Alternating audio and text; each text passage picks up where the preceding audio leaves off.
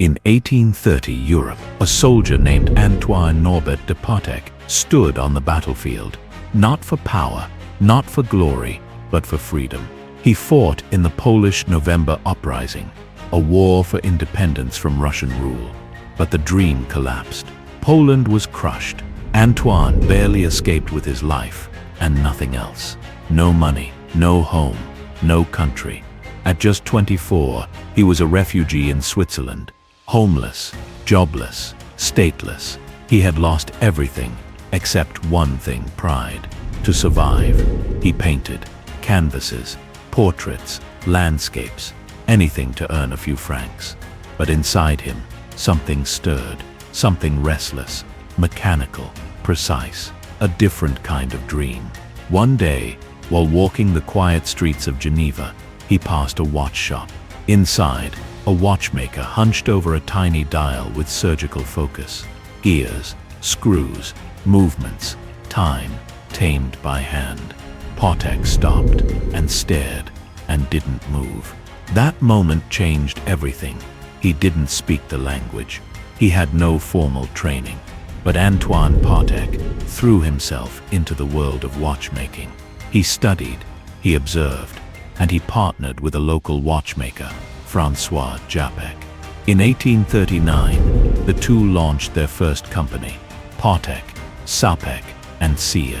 The goal simple: create beautifully crafted watches, fit for royalty, and they did.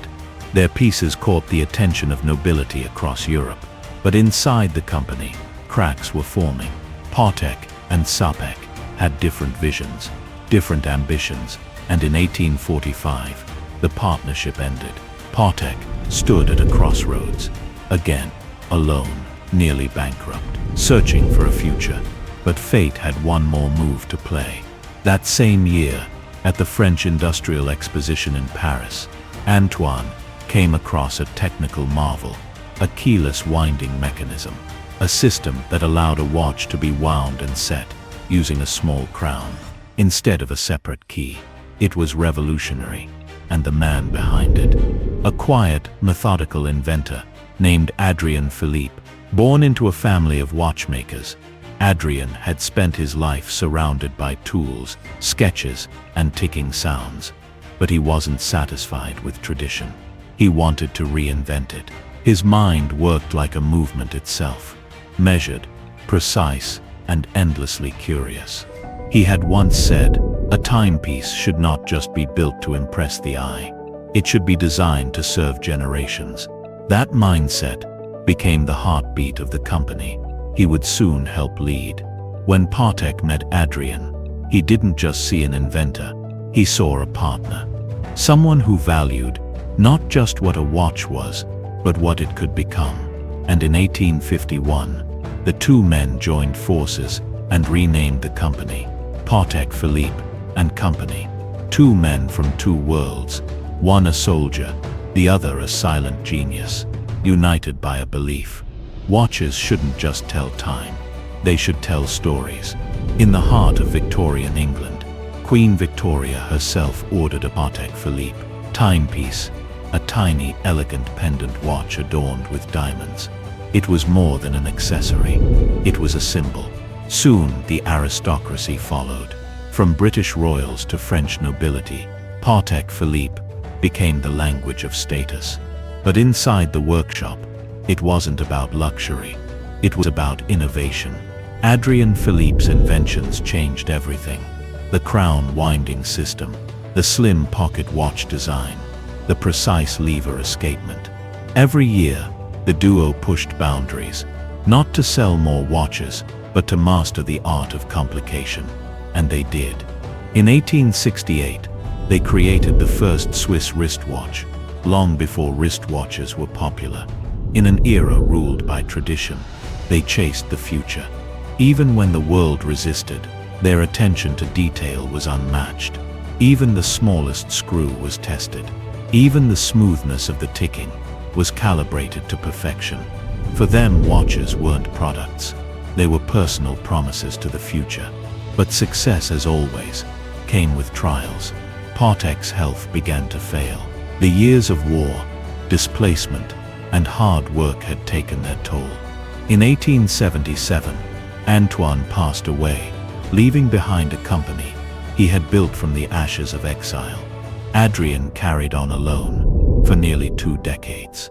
Quiet, focused, devoted, he never sought fame, only excellence. And in 1894, he too passed. But what the two men left behind would last longer than either of them imagined, because their story didn't end. It evolved. In the 20th century, Patek Philippe continued to innovate at every turn. 1932, the Stern family took over the company, preserving its independence and values. 1933, the legendary Henry Graves Supercomplication was delivered. 24 complications, 900 plus parts, the most complex mechanical watch ever made at the time.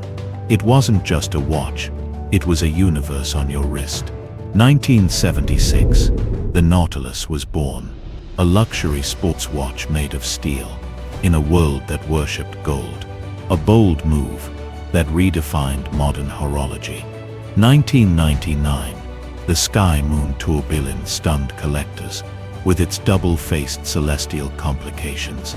Even today, in an age of smart watches and disposable tech, Patek Philippe stands apart. Their timepieces take 9 months to 2 years to build, because precision cannot be rushed. Each watch passes through the hands of over 60 specialists, many of whom have spent their entire lives perfecting one tiny detail. Patek Philippe doesn't scream, it whispers. Its watches are not trendsetters, they are timekeepers of legacy, passed from father to son, mother to daughter, generation to generation. Symbols of earned elegance, of timeless engineering, of family. Many buy watches to show the world who they are. Patek buyers, they buy to remember who they came from. As their famous line says, you never actually own a Patek Philippe, you merely look after it for the next generation. It's more than a slogan, it's a truth born from the lives of its founders. Men who knew what it meant to lose everything and still build something eternal. This isn't just a watch company, this is Patek Philippe. If you enjoyed this video, I highly recommend watching this next one. It's just as powerful,